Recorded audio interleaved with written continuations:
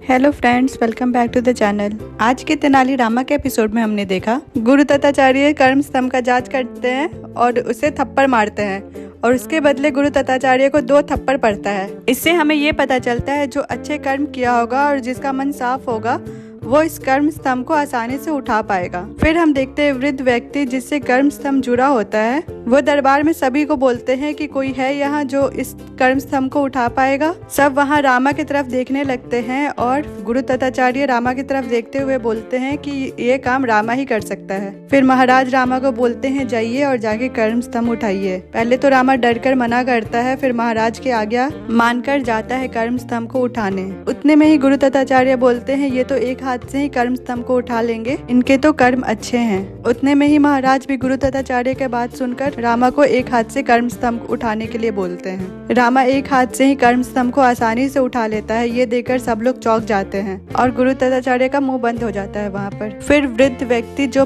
कर्म स्तंभ से बंधा होता है वो महाराज को अपनी पूरी कहानी बताता है। कहानी में वो ये बताते हैं कि एक रात वो एक रास्ते से जा रहे होते हैं और मौसम बहुत ज्यादा खराब होता है, बहुत ज्यादा बारिश हो रही होती है। उतने में ही एक कुटिया नजर आती है और वहाँ 2 लोग होते हैं जो कि इस वृद्ध व्यक्ति को कुटिया में बुलाते हैं। फिर वो लोग खाने बैठते हैं। एक के पास 5 रोटी होती है और एक के पास 3।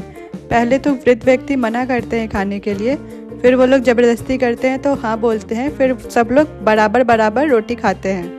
बारिश रुकने के बाद जब वृद्ध व्यक्ति जाने लगता है, जाते समय जिसके पास 5 रोटी होती है उसे 5 सिक्का देता है और जिसके पास 3 रोटी होती है उसे 3 सिक्का देता है। और उस समय से ही कर्म स्तंभ और भी ज्यादा भारी हो जाता है। फिर हम देखते हैं रामा इस समस्या को सुलझाते हुए वृद्ध व्यक्ति को ये सुझाव देता है कि बराबर रोटी के बदले दोनों को बराबर सिक्के देने के लिए। वृद्ध व्यक्ति जैसे ही दोनों को 4-4 सिक्के देते हैं, कर्म स्तंभ और भी ज्यादा भारी हो जाता है और उनकी कमर और भी ज्यादा झुक जाती है। दरबार में ये देखकर सब लोग चौंक जाते हैं। रामा एक रात्रि का समय मांगते हैं इस समस्या को सुलझाने का। फिर हम देखते हैं विषकन्या विजयनगर में आ जाती है और महाराज सो रहे होते हैं तो उनके ऊपर एक सांप आ जाता है। अब देखना यह है कि रामा किस तरीके से कर्म स्तंभ की पहेली को सुलझाएगा और ये विषकन्या क्या राज है। जानने के लिए देखते रहिए तेनाली रामा। स्टोरी अपडेट के लिए इस चैनल को सब्सक्राइब कर लीजिए और वीडियो अच्छा लगा तो लाइक करना ना भूले। Thank you.